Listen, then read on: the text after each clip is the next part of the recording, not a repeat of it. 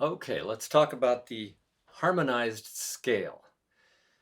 You can see versions of this same presentation all over the internet, but I might as well make one here myself. We're going to use the key of C, and we're going to start with the piano and then move to guitar. Piano makes it easy to see how, how this is laid out. It's just a chord for each note of the scale. I'm going to use a 4-note chord, a 4-note chord for each degree of the scale. Because you'll remember, we said this could be called beginning jazz guitar. Okay, so in the key of C, we're dealing with only the white keys on the piano. Here's a C, and every other note is what you play to get a chord. The basic triad is C, E, G.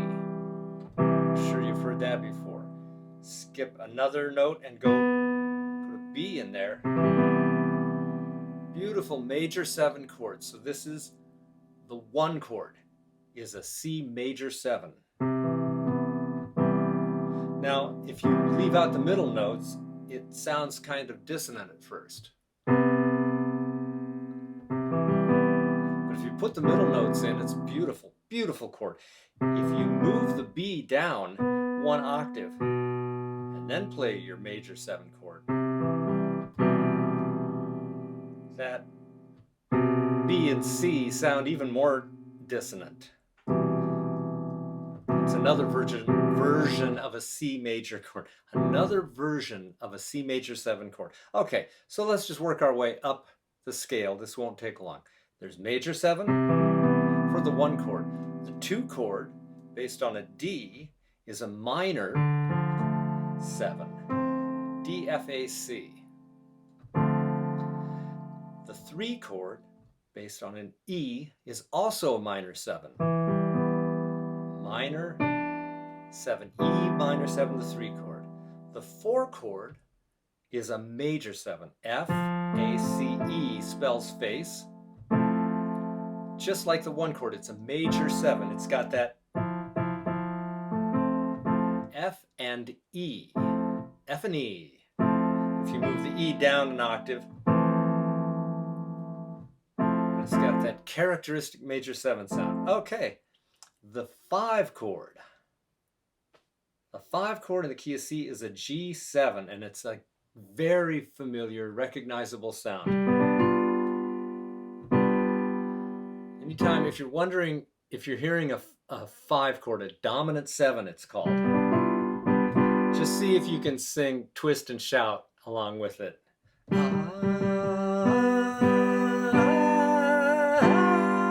Twist and shout.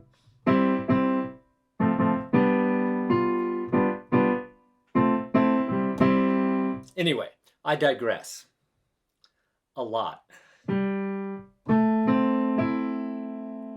The 6th chord is another minor 7, A, C, E, G. The 7 chord, only 1 left. The 7 chord, based on a B, is a minor 7 flat 5, meaning you've got B, D, F, and instead of being a regular 5th, like if it had F sharp, it's got that flatted 5th sound, also a very characteristic, very recognizable sound. There's the 7 chord, and that's a minor 7 flat 5, and that takes us back to where we started. C major 7. Couple of further notes on this. Major 7 can have that voicing, B, C, E, G, or it could start on a G. We won't get into what these inversions are called. They're different voicings, that's all. That's also a C major 7. You can put the E at the lowest note, E, G, B, C. Or you could start where we started, C, E, G, B major 7, C major 7. Now, That's C major. That's the harmonized scale. We're going to do it on guitar. Before we leave the piano, one more thing. The relative, this is C major, right? The relative minor to C major is A minor. You take your note C and you move down a half step plus a whole step, and that's the root of your relative minor. You notice we're still on the white keys only, A, C, E, G. That's our sixth chord, and it's also the relative minor. And one of the very, very common chord progressions in the key of C is 1, 6, 2, 5, which is just a C and then an A minor, D minor 7. 5 chord is what? G7 in the key of C. One more little thing. When you're in the key of A minor,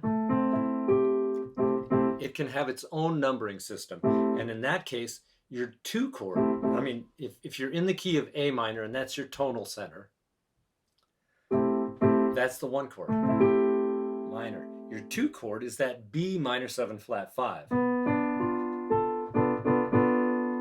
And when you're in a minor key, the 5 chord, counting from A, is going to turn out to be an E, and you're going to need one of the black keys. You're going to be playing an E7, that twist and shout sound.